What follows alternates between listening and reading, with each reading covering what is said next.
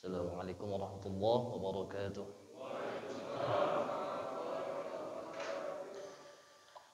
Allahumma salli wa sallim wa barik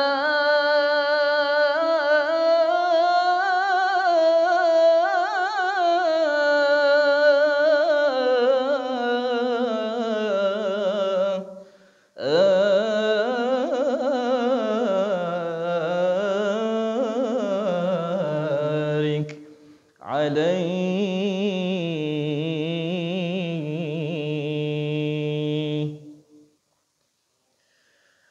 ولما تم من حمله شهران على مشهور الأقوال المروية توفي بالمدينة المنورة أبوه عبد الله،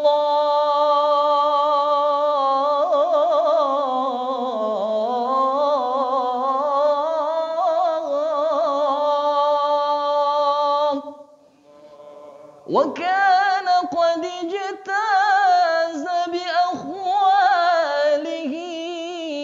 بني عدي من الطائفة النجارية، ومكث فيهم شهرا سقيما يعانون سقمه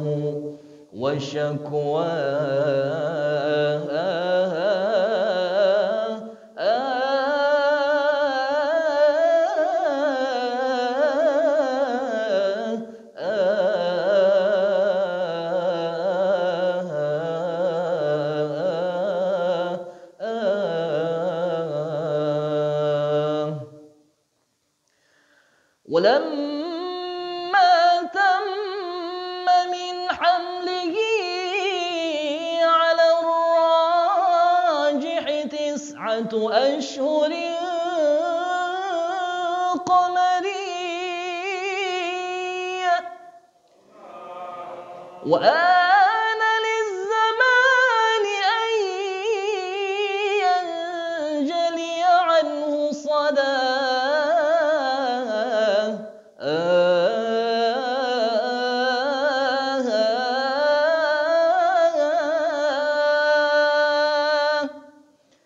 حضر أمه ليلة مولده آسية ومريم في نسوة من الحظيرة القدسية، وأخذها المخاض فولدته صلى الله عليه وسلم نورا يتلألأ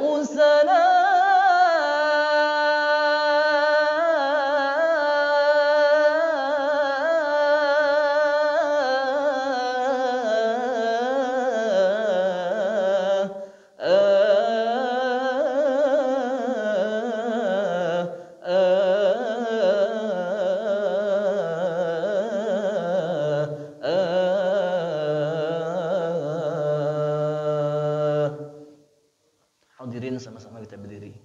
Sallallahu ala Muhammad sallallahu alaihi wasallam. Sallallahu ala Muhammad sallallahu alaihi wasallam. Marhaba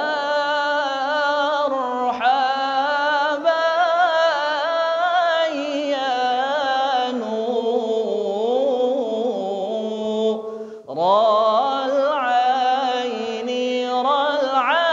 aini marhaba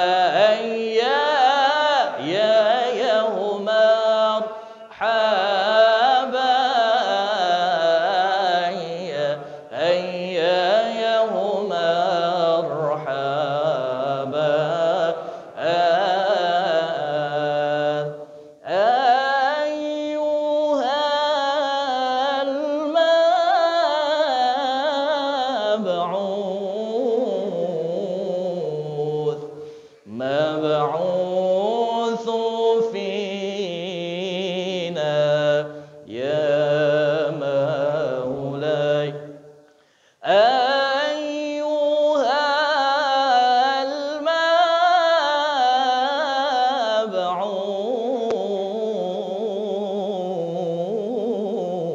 المبعوث مبعوث فينا يا مولاي جئت به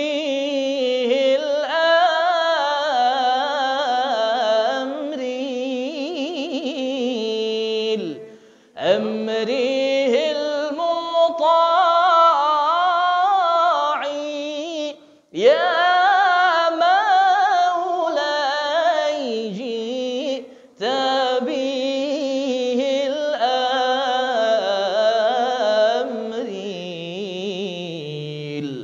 أمره المطاع يا مولاي ربنا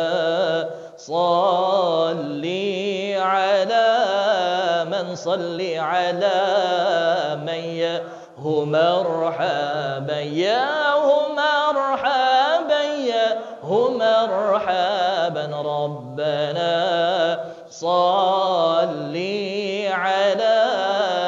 صل على من ياه مرحبا ياه مرحبا حل في خير البقاع ياه مرحبا ياه مرحبا حل في خير البقاع مرحبا مرحبا يا نور العين يا نور العين يا مرحبا يا مرحبا يا مرحبا مرحبا يا نور العين يا نور العين يا مرحبا يا مرحبا مرحبا جد الحسين يا مرحبا يا مرحبا مرحبا جد الحسين حسين يا مرحبا صلى الله على محمد صلى الله عليه وسلم صلى الله على محمد صلى الله عليه وسلم اللهم صل وسلم وبارك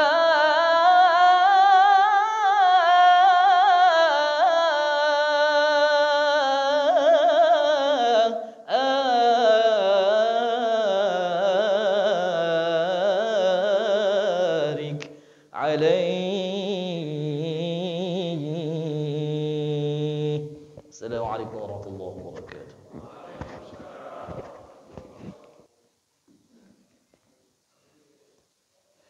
A'udzubillahi samil alim minasyaitonir rajim. Bismillahirrahmanirrahim. Assalamualaikum warahmatullahi wabarakatuh. Innal hamdalillah nahmaduhu wa nasta'inu wa nastaghfiruh wa na'udzubillahi min syururi anfusina wa min sayyiati a'malina may yahdihillahu fala mudhillalah wa may yudlil fala hadiyalah.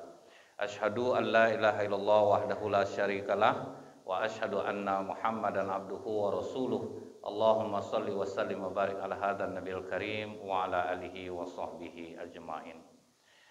Bapak-bapak, ibu-ibu, para ustadz yang saya muliakan, bersyukur kita kepada Allah dengan mengucapkan alhamdulillahirabbil alamin Karena apapun yang kita alami, kalau kita bisa mengambil sisi baik dari sebuah keburukan yang kita alami, justru itu akan menjadi sebuah kenikmatan insya Allah. Ya kita ambil aja contoh misalnya, musibah PSBB, PPKM. Waktu di Pekanbaru level 4, Labersa, Kampar level 3. Jadi semua acara terpusat ke Labersa. Orang Labersa berdoa mudah-mudahan PPKM itu panjang waktu itu. Karena banyak orang nikah tempat dia jadinya. Jadi bisa musibah bagi kita, bagi orang lain belum tentu tidak. Dan waktu PPKM, PSBB, kan banyak kami nih tutup pengajian. Tidak ada ustadz-ustadz ini dapat ceramah kan. Nah, di situ pula kami mendapat keuntungan untuk mengkaji diri. Dulu waktu tidak PPKM diundang orang diganti-ganti kan ke orang. Pas PSBB tutup kajian, baru sadarkan untung semua ustadz-ustadz nih. Siapa lah yang mengundang nih, 50.000 lah, kaki nggak ada. Itu saya. Nah jadi itulah gunanya kita selalu mengucap syukur itu. Kemudian bersolawat kita kepada Rasulullah Sallallahu Alaihi Wasallam dengan ucapan Allahumma salli ala Muhammad wa ala alihi washabbihi wasallim. Dampak solawat ini ke diri kita luar biasa sebetulnya. Saya masih ingat cerita Kiai Haji Teten Masduki, Rois Suriah PBNU tahun 2010. Waktu dia masih nyantri, dia ada kena penyakit aneh Pak. Makan banyak, tidak bisa. Nah, tahap apa pula penyakitnya waktu itu? Makan seperti biasa, cuma buang air besarnya tidak bisa. Tentu ngap dibuatnya kan, tidak bisa Bapak. Sampai dia udah berpesan ke adeknya tuh. Kalau besok abang meninggal, jangan dibawa pulang kampung. Kuburkan aja di sini, karena dia ingin mati syahid. Karena dia kan ke sana menuntut ilmu. Adeknya pun cemas dia, pergi ke rumah Pak Kiainya. Pak Kiai, abang saya dapat penyakit, makan banyak, buang air besar tidak bisa. Suruh ke rumah, dibawalah ke rumah. Dari habis maghrib itu yang disuruh Kiai itu cuma apa? Solawat.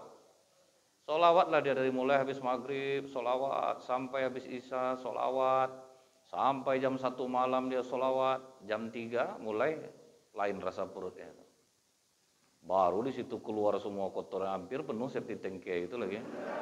Udah lama kan? Nah, jadi solawat itu dampaknya besar bagi kita. Akhirnya Kiai Teten Masduki itu takut dia jadinya, karena banyak orang datang ke tempat dia sejak kejadian itu. Nah, jadi dia takut juga dikaromatkan orang jadinya gara-gara solawat. Udahlah amalin aja lah sendiri-sendiri gitulah. Jadi kalau kita ada sesuatu yang solawat seperti tadi itu kan solawat enak kita jadi ke jantung begitu, tambah lagi suara yang sangat memukau gitu, enak di jantung rasanya. Nah kemudian saya ingin mengambil di pertengahan bab 1 kitab Bilik-bilik Cinta Rasulullah SAW. Jadi Rasulullah itu mulai terlihat akhlak beliau itu di saat dia pulang dari Syam. Jadi anak Abu Thalib tuh lumayan rame di rumah. Ada Fakita, ada Ja'far, ada Uqail, ada Thalib, ada Ali. Jadi kalau makan tuh sering berebutan. Rasulullah mengambil sikap waktu itu, kalau ada sisa dia makan, kalau tidak dia diam. Nah ini bentuknya sepele, tapi ini berat nih Pak. Saya gagal mengamalkan ini. Waktu saya ceramah di area duta tuh, jadi habis saya ceramah disuruh makan, saya suruh karyawannya makan semua, makan. Pas giliran saya bawang bombay sisa lagi. Itu ya menyesal saya tuh. Perut saya lapar betul tuh. Itu aja gagal mengamalkannya. Jadi Rasulullah itu apa pengakuan Ummu Aiman Bu? Kalau dia makan, ada makanan sisa dia makan. Kalau tidak dia diam. Sampai hal ini sampai ke Abu Thalib pamannya, ngamuk pamannya. Dikumpulkannya semua anak-anaknya. Mulai hari ini, sebelum Muhammad makan, jangan coba kalian ada yang makan. Sebelum Muhammad yang minum susu, jangan coba kalian minum susu. Disitulah terjadi keajaiban. Setiap kali Rasulullah yang memulai makan, makanan yang sedikit menjadi banyak. Setiap kali Rasulullah minum susu, susu yang sedikit menjadi banyak. Sehingga kenyang semuanya, berlebih-lebih rasanya makanan itu. Nah di umur 14 tahun itu pula lah Rasulullah mengajukan diri kepada pamannya, paman, carikanlah aku orang yang punya kambing untuk aku gembalakan. Jadi umur 14 itu udah pengen cari uang. Biasanya ada tuh Pak, kalau usia anak kita udah mulai 14 itu dia ingin mencoba-coba dagang, jualan-jualan di sekolah. Kadang kita nggak paham, terus kita katakan sekolah aja lah yang betul. Nggak usah pikirkan soal uang lagi. Papa kan ada ngasih belanja. Sebetulnya bagus Pak, supaya dia tahu cari uang itu susah. Sehingga dia sangat menghargai Bapak bekerja. Kalau enggak nanti Pak, dia orang Padang tapi bermarga jadinya Pak, Panandehan marganya. Nah itu ya kan itu jadinya, tandai orang tuanya dibuatnya. Saya masih ingat Pak, ada anak SMP, bapaknya lumayan kaya, mampu memberi dia belanja lebih, cuman anaknya bilang dia mau jual roti pau. Roti pau itu untungnya cuma 200 rupiah. Disuruh bapaknya bawa lah. Ingat dia kajian tentang Rasulullah ini, umur 14 sudah mulai jualan. Dibawanya lah ke sekolah jualan tuh. Tahu dia, untuk dapat 4.000 mesti 20 pau yang habis. Di saat itu dia sayang betul sama orang tuanya. Ternyata payah mencari uang. Untuk 4.000 aja bersaing dengan orang kantin dia. Itu pun sempat kena hujat sama orang kantin. Kenapa pula dia jualan? Payah orang jualan jadinya. Dapat dia masalah jadinya kan. Nah di situ dia semakin sadar jadinya. Jadi Rasulullah itu 14 tahun sudah pengen hidup mandiri. Dan dia ingin menjadi pengembala kambing. Nah apa yang dilakukan oleh Abu Thalib? Mencari pemilik kambing yang bagus lisannya. Karena dia takut nanti anak keponakannya ini dimaki-maki, dihina-hina. Jadi betul Pak, kita digaji kecil tapi dapat pimpinan yang bagus lisannya, kita nyaman. Daripada digaji besar separuhnya kena maki-maki. Nggak enak badan dibuatnya. Jadi memang saya ada manajer sebuah perusahaan di Pekanbaru ini, saya yang nyuruh dia berhenti. Udah capek saya sabar-sabarkan, lupa makin menjadi-jadi. Dia punya pimpinan tuh aneh. Disuruhnya ngopnam barang. Jadi manajernya udah biasa dia ngopnam barang itu. Jam 2 malam bisa selesai dia ngopnam. Nah suatu ketika pimpinannya datang. Siapa nyuruh ngopnam barang seperti ini? Ada Pak, saya aja yang inisiatif saya menghitung barang seperti ini. Jangan pakai cara seperti ini. Sini saya ajarkan. Diajarkanlah sama pimpinan itu. Bulan depan dia datang lagi karena siapnya sampai jam 4 subuh. Kok selama ini betul ngopnam barang? Kami pakai cara Bapak, Pak. Udah tahu saya salah, kenapa kalian lakukan? Bingung jadinya manajernya. Kalau enggak pimpinan saya tinju mulutnya Ustaz. Jadi seperti itu jadinya. Jadi sepahit-pahit apa hidup kita, berdoalah supaya dapat pimpinan yang bagus lisannya. Kalau udah bagus lisannya itu enak hati kita jadi. Kita kalau ditampar pakai tangan 3 hari memarilang. Tapi kalau tampar pakai mulut tuh bertahun terkenang ya. Makanya paman Rasulullah ini dicarinya siapa yang punya kambing tapi yang baik mulutnya, yang tidak akan memarah-marahkan keponakannya. Akhirnya dapat diseleksinya betul, akhirnya dapatlah orang yang punya kambing baik lisannya. Nah mulailah Rasulullah mengembala kambing. Ditanya oleh sahabat, apakah seluruh nabi dan rasul itu pengembala kambing ya Rasulullah? Kata Rasulullah, iya. Karena kambing mengajarkan kesabaran. Kambing binatang yang sulit untuk ditaklukkan dan jarang sekali kambing itu jinak. Sifat kambing itu individu, Pak. Dia hanya memikirkan dirinya sendiri. Ada enggak manusia yang seperti ini? Kambing lah tuh. Jadi dia cuma mikir diri dia sendiri. Beda sama domba. Kalau domba itu dia saling menghangatkan tuh Pak. Tapi kalau kambing memang bandel. Jadi Rasulullah tuh belajar sabar itu dari mengembala kambing. Di situ semua sifat buruk manusia ada pada kambing. Jadi ini untuk mengajarkan kita tabah. Pas jumpa orang payah bayar utang, sama kambing aku nih. Kan kambing itu Pak, ini pohon pisang, daun pisang dimakannya, pohon pisang ditanduknya juga, betul enggak? Kalau ditarik tahannya kakinya. Sama lah semua, ada pokoknya semua sifat buruk manusia ini adalah pada kambing itu. Sampai dalam riwayat Rasulullah itu sering dipeluknya kambingnya itu. Kau letih, aku letih juga, karena payah mengumpulkan kambing itu, susah. Nah, waktu Rasulullah menjadi pengembala kambing ini dapat pengaruh buruk dari kawan-kawannya. Muhammad turun-turun ke Mekah kau sekali-kali. Apa gitu? Musik mantap-mantap, penari, kok ini ya. Siapa yang jaga kambing aku? Biar kami jaga. Itulah kawan yang buruk itu rela berkorban dia. Asal mau kita buruk, ada yang kamu menyelamatkan. Pergilah Rasulullah ke situ, cuman dikasih Allah rahmat berupa rasa kantuk yang teramat sangat.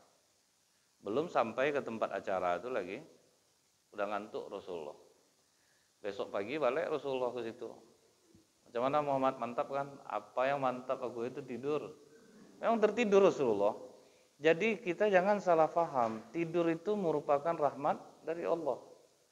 Makanya saya tidak pernah komplain, Pak. Kalau saya sedang ceramah orang tertidur, saya belum pernah komplain lagi. Karena saya tahu itu kenikmatan luar biasa tuh, Pak. Orang aja udah hidup AC di rumah, ini di atas tempat tidur empuk, bukan murah harga tempat tidurnya karena sampai 46 juta, 72 juta. Nggak bisa tidur mata. Ini duduk bisa tidur. Di mana mau cari nikmat yang macam ini lagi? Makanya sering saya pesankan kalau payah-payah tidur datanglah pengajian, Pak. Mudah kita tertidur ya. Karena itu merupakan rahmat.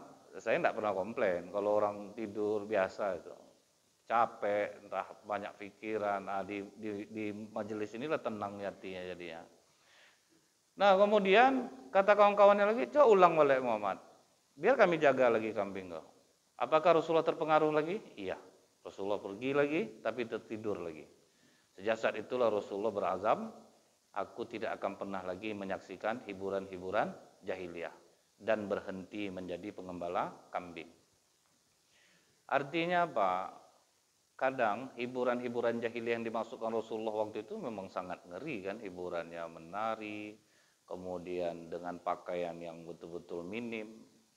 Nah itu yang hiburan jahiliyah. Nah sekarang ada nggak hiburan jahiliyah? Kadang berupa syair. Kadang syair lagu-lagu itu kan sampai mempersekutukan Allah kan. Aku tidak akan mampu hidup tanpamu. Aku berhenti saja bernapas bila kau meninggalkan. Kan ngeri jadinya. Maka agak sesak Bapak tuh kita tengok kadang kan. Apa ndak separuh napasnya dikasihnya gitu kan. Itu tuh yang bahaya, kalimat-kalimat syair itu tuh yang saya setuju jadinya musik haram kalau syair-syairnya itu seperti itu gitu. Cuman kita ndak bisa patah tebu langsung mengatakan musik itu haram, saya pun ndak berani mengatakan itu. Karena kalau seperti musik kasidah, syair Barzanji ini iramanya keluar dari keumuman. Nah, itu dia keluar dari keumuman. Kecuali misalnya ada tuh takbir tapi pakai musik tekno diskotik. Nah, itu jadi masalah tuh, Pak. Itu berarti dia menyalinnya ke musik yang memang digunakan orang untuk orang-orang jahiliyah. Nah, itu yang jadi masalah tuh. Nah, jadi makanya Rasulullah mengatakan aku berhenti melihat hiburan-hiburan jahiliyah. Kemudian berhenti Rasulullah mengembala kambing. Maknanya apa? Kalau rasanya berkawan itu membuat hancur iman kita, tidak berkawan jauh lebih baik. Walaupun kadang tinggal kita sendiri, kemudian orang mengucilkan kita. Karena memelihara iman itu sulit, Pak. Bukan masalah mudah. Kita yang udah terlanjur kuat imannya, bergaul kita sama orang buruk, kena kita. Beda kalau orang buruk yang mau bergaul sama kita. Kita yang ngasih bergaul sama dia, itu yang bahaya. Saya dulu di Pengambang tuh Pak ya, Pengambang Rumba itu tuh paling ditakuti orang kalau ada orang pesta tuh. Habis kena racun aja orang situ dulu. Dukun besarnya tuh berkawan sama saya, dia yang datang ke rumah saya. Saya terima, walaupun berdempung darah saya. Takut kan kita kadang tidak kuat juga, risikonya tinggi Pak. Cuman rupanya karena dia memang niatnya baik, saya terima, duduk, dia cerita-cerita soal agama, masalah susuk di badan dia pernah membuat orang gila. Macam-macam lah cerita, sampai sekarang orangnya masih hidup. Mudah-mudahan istiqomah lah dia di dalam taubatnya itu. Jadi kalau dia yang mau berkawan sama kita, tidak jadi masalah. Yang bahaya itu kita yang pengen kawan sama orang yang seperti itu. Bedanya apa? Akhirnya kita tentu ngikut dia jadinya. Kalau dia ke kita, tentu dia yang ngikut kita. Nah, maka Rasulullah pilih berhentilah. Habis Rasulullah berhenti mengembala kambing, kebetulan Abu Thalib itu punya kios di Mekah. Paman biarlah aku bantu paman berdagang. Nah Rasulullah mencari apa yang menjadi passion dia. Apa yang menjadi bidang yang sangat dia cintai. Yang membuat Rasulullah itu berhasil dan para sahabat itu Pak. Mereka mengerjakan sesuatu yang mereka cintai. Semua kita ini sudah dikasih Allah bakat yang tidak dimiliki oleh orang lain. Amalan kita aja beda-beda semua nih Pak. Ada di antara bapak ini yang kuat tahajud saja, puasa sunat kurang. Ada di antara bapak yang puasa sunat kuat, tahajud kurang. Ada yang rajin baca Quran, salat sunat kurang. Jadi kita ini ada masing-masing itu ada amalan andalan yang tidak dimiliki oleh orang lain. Yang salah tuh jangan sampai terus diposting itu aja Pak. Diposting itu tidak boleh. Kadang anak sedang tidur dibangunkan, gimana, dedek bangun sayang, ngapa mah? Tolong videoin mama mau tahajud, ngantuk-ngantuk lah anak tuh, kasihan lah nengok. Nampak apa itu gini-gini itu Pak? Dia harus diposting malam itu juga Pak. Kalau subuh kan enggak tahajud lagi judulnya. Terus nanti anak disuruh ngomong, ya Allah mama tahajud udah 1 jam mama berdiri, baru 2 rakaat baru tuh dibuat 1 jam. Nah jadi begitu Rasulullah menjaga kios, disitulah Rasulullah menemukan passion Rasulullah bahwa dia itu adalah pedagang. Sempat kita nih ya, dapat kita passion kita, kemudian itu yang kita pertajam, kita jadi Pak, kita akan ikhlas jadinya. Uang tuh nomor 16 jadi. Contohnya ada guru yang dihadiahi Kapolda Motor Trail, bukan di Pekanbaru kejadiannya. Dia ngajar gajinya 300.000 satu bulan, tapi pengeluarannya satu hari 50.000 Pak untuk mencapai tempat dia ngajar itu. Pulang ngajar cari kayu di hutan, dijual untuk operasional dia besok. Nah, itu kalau orang udah cinta dia dengan bidangnya, uang sudah tidak masalah lagi baginya, tapi dia akan mendapatkan keajaiban yang tidak bisa dirasakan oleh orang lain. Dia jadi cinta dengan bidangnya. Contohnya orang udah hobi Pak, mancing.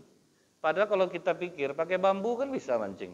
Tapi mereka tidak mau, dicarinya joran yang mahal. Apa itu mau kita persalahkan? Enggak, itu memang dia cinta dengan itu. Kadang sudah dapat ikan dibuangnya balik, kadang sakit hati kita nengok Pak. Saya kadang nengok acara mancing mania itu, coba berapa sewa bot, berapa harga joran, membawa kamera.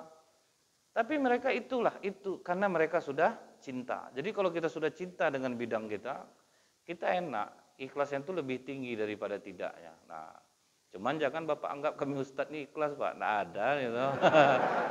Allah yang tahu tuh. Manalah bisa kita menakar keikhlasan seseorang. Wow, Ustadz Nazril ini ikhlas ini. Nggak ada, coba nggak kasih amplop Pak kalau mau datang lagi. Baru tahu kita nih ikhlas atau tidak ya. Tapi belum tentu juga, yang nggak nerima duit pun belum tentu ikhlas. Dia ada orang nih yang cari popularitas, dia duit nggak perlu sama dia. Misal saya melihat kalau di masjid tuh, ada orang jadi imam, tapi imam maju tak gentar. Pokoknya tidak usah dia dibayar, pokoknya asal dia jadi imam, dia butuh nama gitu. Atau ada juga gitu. Jadi belum tentu juga kalau misalnya ada ustaz, saya tidak usah dikasih lagi, saya ikhlas, belum tentu juga dia ikhlas gitu. Nah, jadi kita tidak bisa menakar keikhlasan orang. Nah, Rasulullah waktu berdagang itu Pak, di situ dia Pak melatih bakatnya sambil mencontohkan kepada sahabat dan kita. Rasulullah itu sistem berdagangnya tidak pernah pas, selalu melebihkan. Nah, itulah kalau kita mau dagang lancar itu ya selalu melebihkan, jangan sampai ngasih pas. Walaupun tukang daging di pasar pusat ini tidak tahu dia mengenai cara Rasulullah nih Pak, tapi ada satu tukang daging dulu di pasar pusat yang terkenal, nggak ada orang belanja selain kepada dia. Sampai daging kawan-kawan itu dia yang jual semua, jadi nggak ada orang mau sama yang lain. Namanya Pak Ujang, ingat saya udah almarhum dia. Itu paling diburu sama ibu-ibu kalau beli daging. Dia suka melebihkan, itu kelebihan beliau itu. Selalu dia melebihkan dagingnya. Nah, kemudian sapa. Kalau Rasulullah itu mengajarkan kan orang belanja disapa dengan senyuman. Nah ini kadang membudui, kita jualan juga, mana mau orang singgah. Dipilih orang telur, sama aja bentuk telur itu semua Kak, salah pilih lagi, mana mau orang. Kita kasar. Dipilih orang kita ngamuk, mana bisa seperti itu. Ada satu saya lihat, walaupun mungkin dia tidak tahu hadis Rasulullah, pedagang daging di pasar syariah. Ada satu orang yang juga diburu oleh ibu-ibu. Semua orang datang itu disapanya dulu, padahal dia belum ngambilin nih, ini banyak yang diambilkannya. Bentar ya kak, kakak tegak dulu. Mau orang nunggu jadinya, karena disapa dengan senyuman. Muka kita ini bisa cari rezeki Pak. Makanya dikatakan Rasulullah, senyummu kepada saudaramu adalah sedekah. Maksudnya itu, sedekah itu kan pahalanya 10 kali lipat. Satu yang kita beri 10 kali lipat untuk kita. Kalau wajah orang diam-diamnya ragu kita kadang-kadang Pak. Coba Bapak di dalam ruangan sama orang pendiam agak 2 orang. Gila Bapak mau keluar dari ruangan itu dibuatnya. Makanya kalau wajah kita berseri itu, pernah sahabat satu dipraktekkannya cara Rasulullah ngamuk istrinya. Tiap ngomong senyum. Apa bang ini senyum tidak tentu arah. Rasulullah mencontohkan seperti ini. Setiap bicara dia senyum. Cuma kalau Rasulullah cocok membawakannya, kadang tidak cocok kalau orang lain membawakannya itu gitu. Ya, kita ini kan kadang seperti ini. Misalnya kita tahu senyummu kepada saudaramu adalah sedekah. Kalau memang kita pendiam, tidak bisa kita buat macam itu. Misalnya nih seorang suami begitu habis dengar pengajian ini, selama ini wibawa di rumah Pak. Tahu-tahu pas sampai di rumah, Assalamualaikum, tuh terkejut istrinya. Ya Allah bang, ninggalkan perangai ya bang. Nggak pernah senyum pulang, tuh kan takut juga jadinya. Jadi makanya ya udah, yang mana kita mampu aja. Rasulullah tuh kan banyak tuh akhlaknya. Yang mana kita mampu, yang mana kita mampu jalankan. Kalau misalnya kita rasanya kuat di perdagangan, ya kita mesti cintailah pekerjaan kita itu. Nah, jadi waktu Rasulullah dagang itu mulailah keliling. Di pasar Ukas di Mekah itu kelilinglah jualan. Nah, termasuklah Rasulullah membawa barang dagangan Ummul Mukminin Khadijah. Cuman kata Rasulullah, di antara majikan aku kan banyak barang yang dibawa Rasulullah tuh. Khadijah ini yang sangat baik gitu, yang kadang sering melebihkan. Kenapa dilebihkan oleh Khadijah? Karena cara Rasulullah dagang tuh bagus gitu. Jadi dia itu menghasilkan, kemudian dia bisa mengembangkan lagi. Jadi misalnya dijualnya barang Khadijah, barang yang tidak ada di tempat dia beli lagi, kemudian dia dapat untung lagi. Dan itu dikasih dengan Khadijah. Dan Rasulullah mengambil untung itu sesuai dengan kualitas barang. Gitu. Kalau memang barang bagus, ya kita jual, dapat keuntungan. Yang tidak boleh itu jangan sampai kita mengkhianati pembeli. Kadang kan kalau orang kita ini kenanya, misal mau kena itu modalnya 100, penjualannya 150, ditawarkannya 3,5. Ditawar orang 250, deh Kak, modalnya aja belum dapat lagi Kak. Ini karena kita berkawan aja nih Kak. Kalau ke orang lain tidak segitu ditawarkan. Ada kan sering seperti itu Pak. Kita tuh bohong, itu yang tidak boleh itu. Kalau memang belum bisa kita lepas, kalau segitu belum bisa saya lepas. Karena kan bisa kita dagang seperti itu. Kadang di tokohi kawan itu tuh yang sakit hati kita dibuatnya. Ini karena abang kawan aku aja nih bang. Kalau enggak entahlah bang. Kadang murah lah kita beli sama orang lagi daripada sama kawan. Kawan ini kadang-kadang itu sulitnya itu. Makanya kata Ali bin Abu Thalib, kalau ingin menghitung kawanmu saat engkau susah, baru di situ kita tahu siapa yang menjadi kawan kita. Kadang justru orang yang tidak kita sangka, justru dia yang perhatian sama kita. Nih, saya kan sekarang ngisi di lembaga permasyarakatan. Ada saya ketemu tahanan di dalam yang sangat cuek sama saya dulu, karena dia waktu itu berada. Dia sangat cuek dan dia tidak menyangka gitu. Begitu saya ketemu dia, saya sangat perhatian sama dia. Di situ dia agak mau menangis dia. Disangkanya mungkin saya ini membenci dia atau apa. Justru dia akui semua dulu yang pernah dia bantu nggak ada yang nengok dia. Nah kebetulan saya ceramah di sana, saya bisa ngobrol sama dia. Paling tidak kan dia dapat kawan ngobrol, mau kita dengarkan. Nah jadi kalau kita di saat senang, di saat kita populer, semua pasti ngaku kawan. Dari rumah saya berdekat-dekat di kampung sama dia. Begini betul saya sama dia. Padahal kadang tidak kenal orang tuh sama dia. Pasti kita selalu seperti itu gitu. Nah jadi di saat Rasulullah SAW akan ada perdagangan ke Syam, pas mau dagang ke Syam, di situ Rasulullah milih nganggur waktu itu. Kenapa Rasulullah milih nganggur? Karena dia tahu kalau untuk berdagang ke Syam, orang-orang Mekah itu tidak sembarangan milih orang. Yang dipilihnya adalah kalau tidak dari keluarga dia, kalau tidak orang-orang yang sudah berpengalaman berdagang ke Syam. Jadi Rasulullah ini di rumah waktu itu. Sampai pamannya ngomong, Muhammad, kau kan pernah membawa barang Khadijah jualan. Cobalah datang ke rumah Khadijah, tawarkan diri untuk kerja sama Khadijah. Kata Rasulullah, tidak usahlah paman, karena kalau untuk dagang ke luar negeri ini, pedagang Mekah ini mereka pedagang ulung. Mereka tentu lebih memilih orang-orang yang memang sudah sering dagang ke luar negeri. Kalau aku kan belum, umur aku baru 20. Cobalah datang ke sana. Kalau tidak datang ke sana, manalah tahu. Kata Rasulullah, tidak usahlah paman. Kalau memang rezeki aku, Khadijah akan mengirim utusan untuk meminta aku jualan sama dia. Agak marah Abu Thalib waktu itu. Di mana-mana Muhammad, kalau kita mau kerja itu kita yang datang. Tapi Rasulullah enggak. Rupanya betul, utusan Khadijah datang ke rumah Rasulullah. Artinya apa? Kalau kita udah bernama, Pak, tidak usah khawatir. Udah terkenal kejujuran, udah terkenal amanah, kerja yang akan mencari kita. Tidak perlu kita mencucukkan diri. Nama kita mencucukkan diri itu kan kadang-kadang hina jadinya. Nah, Rasulullah sangat mulia untuk dihinakan seperti itu. Maka Rasulullah tidak mau. Yang penting dia udah buktikan selama di Mekah belum ada cacat masalah barang, cacat masalah keuangan belum ada. Jadi ternyata betul, malah lebih ditawarkan oleh Ummul Mukminin Khadijah.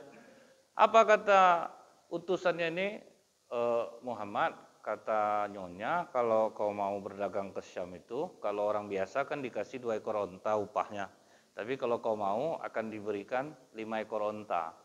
Ditambah fasilitas pembantu yang menyiapkan makan dan membersihkan pakaian. Dikasih fasilitas lagi. Jadi memang kalau orang-orang jujur, amanah, maka diberi lebih dia itu biasa gitu. Nah kadang takutnya orang yang diberi lebih ini tidak patut lah, kadang itu yang sakit hati orang nengok ya. Awak pandai dari dia lagi.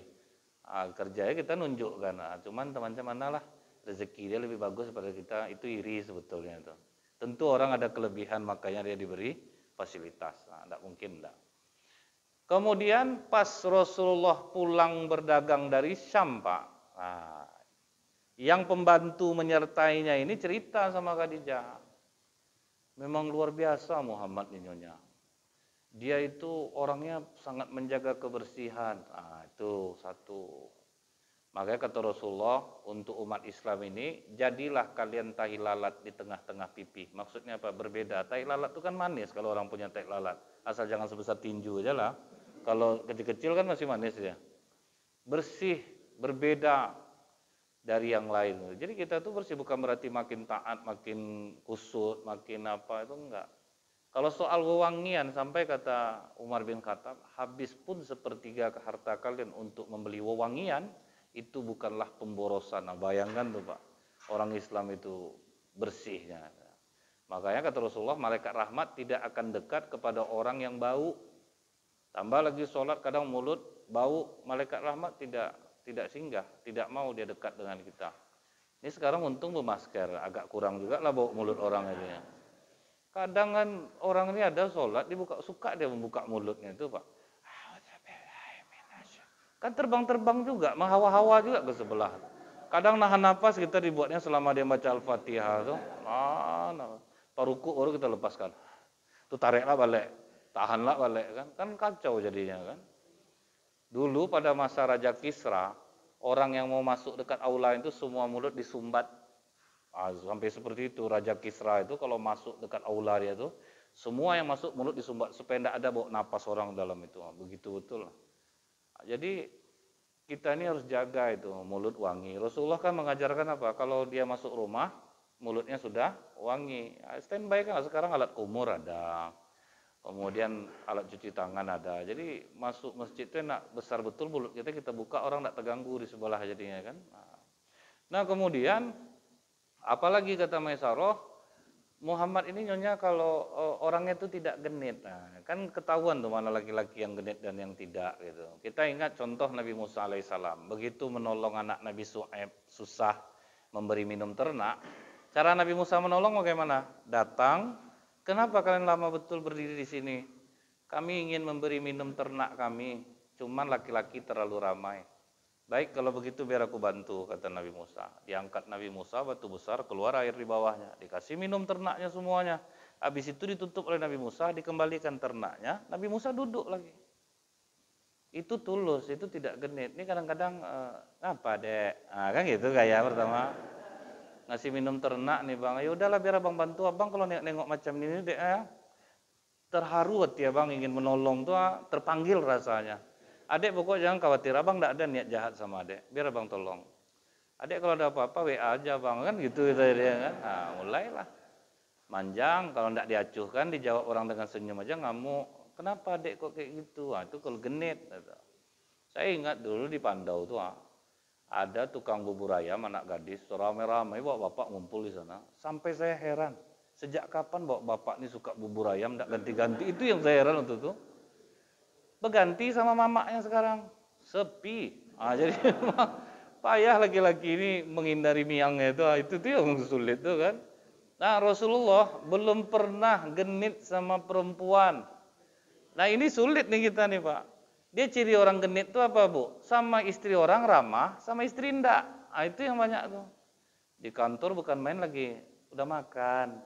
Enggak usah ibu terkesima pula lagi. Aslinya tuh pas istri yang nelfon lah. Itu istri berarti itu udah jelas itu. Kalau sama istri nggak pernah ramah itu kan. Nah, jadi udahlah, berubahlah Pak, udahlah tuh Pak. Nah, kemudian apalagi Ibu? Apa kata Maisarah? Rasulullah itu tidurnya dia miringnya ke kanan, tidak ke kiri. Nah, rupanya terbukti secara ilmiah, orang yang tidur miring kiri, jantungnya terimpit. Itu yang membuat bahaya ketika umur 40 tahun ke atas, dia mulai sakit tuh. Tapi kalau kita tidur miring ke kanan, jantung kita lapang, dia akan mudah berdetak. Jadi Ibu nanti tolong dikasih pengertian lah suami, minta maaf aku Bang ya, mulai malam ini aku mungkin tidurnya miring ke kanan, jadi Abang mungkin tepunggung. Ini semua aku lakukan, kata Ustadz tadi di kantor, supaya jantung kita sehat. Kata suaminya, jantung adek sehat deh, Abang yang jantungan ya. Itu masalah. Baik, mungkin kita tutup di bab yang satu ini. Lebih kurang saya mohon maaf. Subhanakallahumma bihamdika asyhadu an la ilaha illa anta astaghfiruka wa atubu ilaik. Assalamualaikum warahmatullahi wabarakatuh.